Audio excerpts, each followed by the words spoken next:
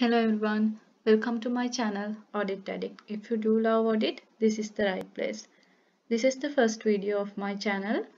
So as the starting point, I thought it would be good if I show you the audit working paper format. Actually, there is no specific format for audit work papers, but there are some general things that you have to incorporate into your work paper. So above all, most important thing is self-explanatory. Your work paper should be self-explanatory. If someone is reviewing your work paper without your presence, that person should be able to understand what you have done. And also, work paper should be supported by audit evidence. So you can either give references or attach the soft copies of audit evidence in the work paper itself. Normally we perform these work papers in Excel, so you can attach as an embedded document in Excel. So the general format covers these things that I have listed in the slide. First thing is client name. You have to give client name on the work paper because you will be engaged in various engagements. Also, your manager or partner will be reviewing work papers of various engagements. So obviously the client name should be there in the work paper. And the financial year, to which year this is related to. And next you have to mention the subject. For example, if you are performing a work paper on cash and cash equivalent, you can mention the subject as cash and cash equivalents. And then you can give your name and the date of you perform your work paper as preparer's name. And you can keep the space for reviewer's name and date also. Once the reviewer done his or her review, they will add their initials and the date. And then you have to mention the objective of the work paper. So what is the objective of this work paper? What are you going to do? What are you going to cover from this work paper? So in the next slide I will give you an example, so this will be clear for you.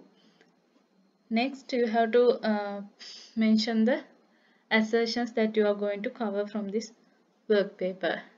So sometimes the same work paper would cover several assertions, whereas sometimes the work paper will cover only one assertion. Anyways, you have to mention which assertions you are going to address from the work paper. And then you have to mention the sampling method used. You know there are several sampling techniques, and of course we are not giving absolute assurance on the audit. We are giving reasonable assurance, and therefore we are basing our audit procedures on samples, and practically we can't test the whole population, so we are using sample techniques. And you have to include what is the sample method you used, and then the work done, what you have done. You have to mention this step by step. As I mentioned earlier, when someone else is reviewing your work paper without your presence, they should be able to understand. So to make it possible, you have to mention the steps you've performed in the work done. And then once you have done the work, you can conclude the work paper. If you have found any misstatement, you can mention that in the conclusion and suggest an audit entry if you think that should be corrected. Obviously, this is decided based on the materiality. If the misstatement is material, you and that misstatement is above your trivial, you have to suggest an entry to correct it. Or else if you haven't found anything, I mean any misstatement, and if you think the financial statement item you audited is not materially misstated, you can mention that this is not materially misstated in financial statement. So you have to conclude the work paper. In this slide I have given you a screen print of a work paper format.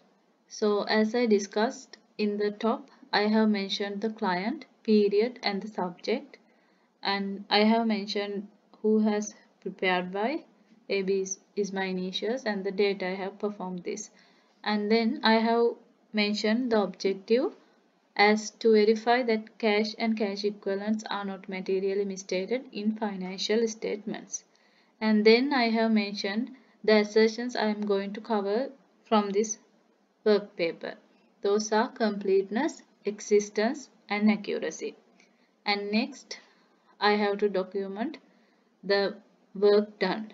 Under work done, I am going to document what are the audit procedures I am going to do step by step. So I have kept this empty with the purpose. I am going to do a separate video on cash and cash equivalents verification. So that will be covered in next video. So for now I have kept it empty. So the supporting document references are given, or else you can, either way you can give the reference or you can embed the supporting document into Excel itself. And then once I have done the work, I can conclude the work paper. In this example I have mentioned a conclusion, but I can't conclude like that before doing my work. I have to perform the work and then only I can conclude my work paper. In this slide, only to show you how to conclude, I have included the conclusion as cash and cash equivalents are not materially misstated in financial statements. So this is the basic format of audit work paper. Thank you for your time today. I'll see you in next video. In next video, I'm going to cover the audit procedures on cash and cash equivalents. So bye for today and thank you very much for your time.